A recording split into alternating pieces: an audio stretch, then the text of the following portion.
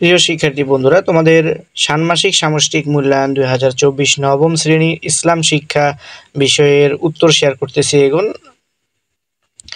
এর আগে আমি তোমাদের সাথে প্রশ্নটি শেয়ার করেছিলাম আগের ভিডিওতে, এখন তোমাদের সাথে সমাধান শেয়ার করতেছি। তো চলুন আমরা জেনে নিই। কাজ 1, সমস্যা বা চয়েস অনুসন্ধান।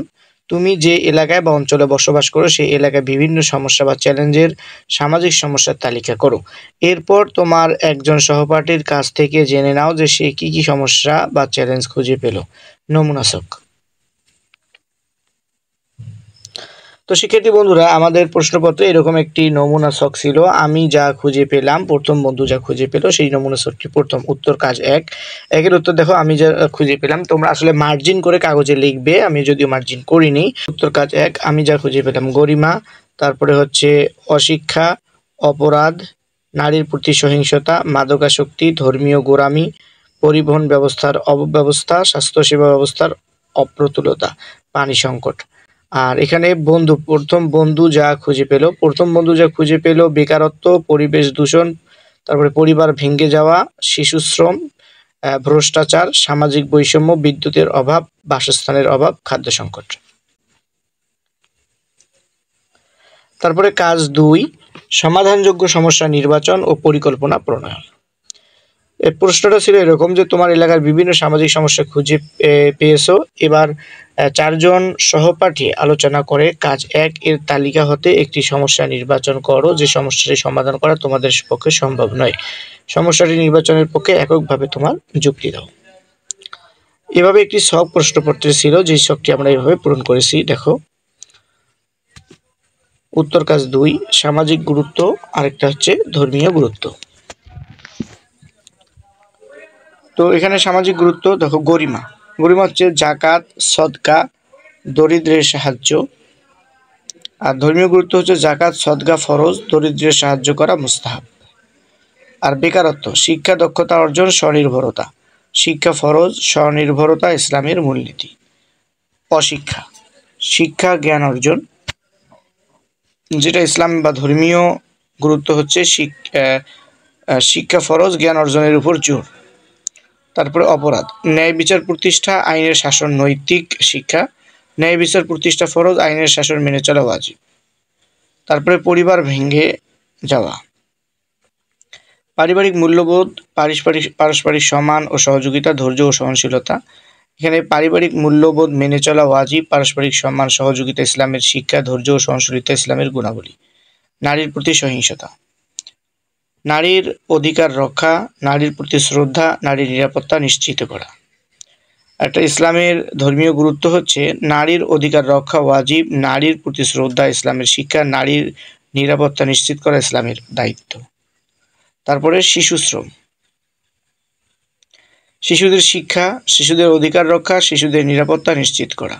শিশুদের শিক্ষা ফরজ, শিশুদের অধিকার রক্ষা ওয়াজিব, শিশুদের নিরাপত্তা নিশ্চিত করা ইসলামের দায়িত্ব।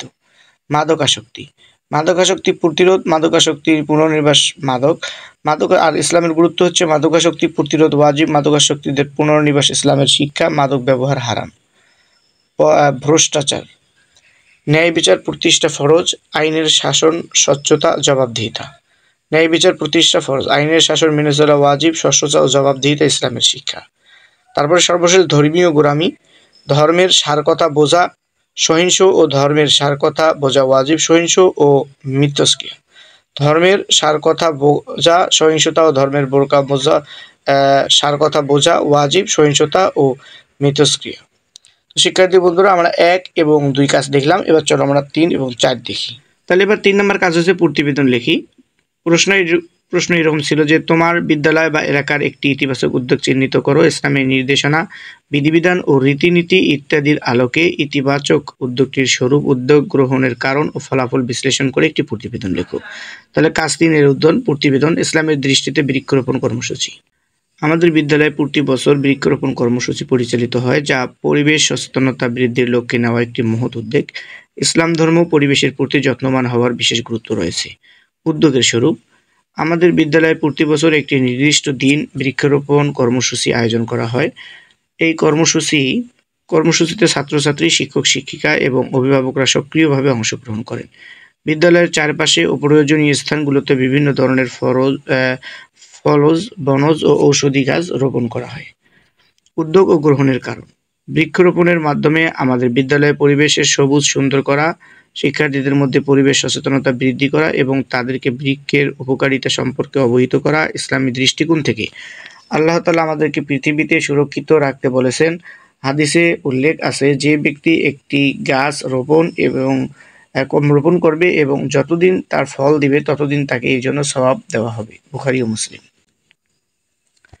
কল্যাণের বিশ্লেষণ: বৃক্ষরোপণের ফলে বিদ্যালয়ের পরিবেশ শীতলতা বৃদ্ধি পায়, যা শিক্ষার্থীদের পড়াশোনার জন্য একটি মনোরম পরিবেশ সৃষ্টি করে। গাছ থেকে পাওয়া অক্সিজেন আমাদের স্বাস্থ্যের জন্য উপকারী। গাছপালা পরিবেশকে দূষণমুক্ত রাখতে সহায়ক হয় এবং আমাদের জীবনের জন্য অপরিহার্য। ইসলামে আমাদেরকে শুধুমাত্র আল্লাহর সৃষ্টি হিসেবে পৃথিবীতে যত্ন নেওয়ার দায়িত্ব দেওয়া হয়েছে। বৃক্ষরোপণ আমাদের জন্য একটি সওয়াবের কাজ, কারণ এটি মানুষের জন্য উপকারী এবং পরিবেশের ভারসাম্য রক্ষা করে।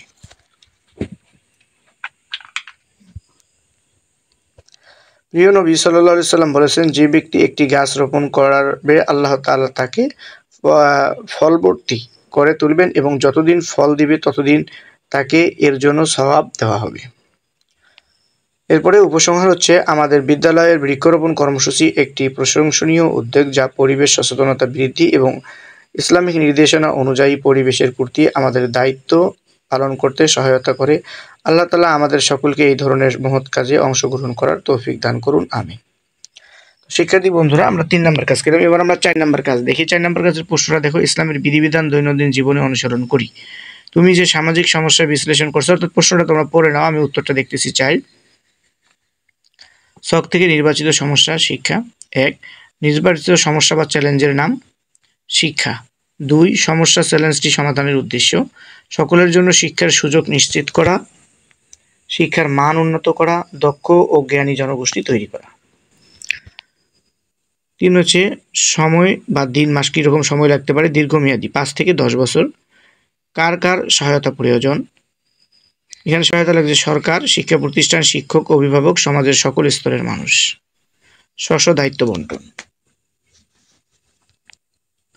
সরকার শিক্ষানীতি প্রণয়ন ও বাস্তবায়ন, শিক্ষা প্রতিষ্ঠান ও পরিচালনা, শিক্ষকদের প্রশিক্ষণ ও উন্নয়ন, শিক্ষা উপকরণ সরবরাহ, শিক্ষা অর্জনে ধর্মীয়, তারপরে শিক্ষা প্রতিষ্ঠান, মানসম্মত শিক্ষা, শিক্ষার্থীদের সক্রিয় অংশগ্রহণ নিশ্চিত করা, সমাজের সকল স্তরের মানুষ।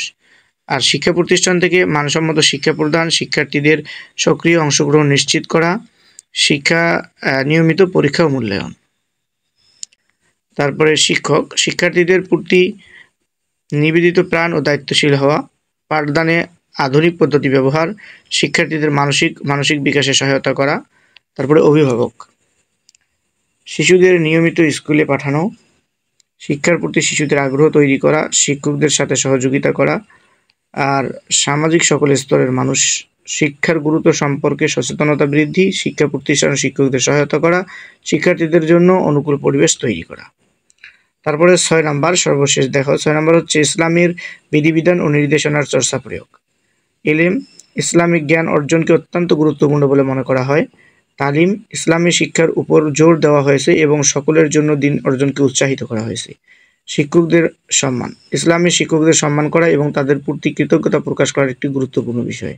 সমাজের সকল স্তরের মানুষের জন্য শিক্ষা ইসলামের লিঙ্গ, বর্ণ বা সামাজিক অবস্থান নির্বিশেষে সকলের জন্য শিক্ষা অর্জনের অধিকার রয়েছে। তারপরে 7ম নৈতিক ও মানবিক দারিদ্র্য ও দূরীকরণ এবং সকলের জন্য জীবনযাত্রার মান উন্নত করা একটি নৈতিক ও মানবিক দায়িত্ব।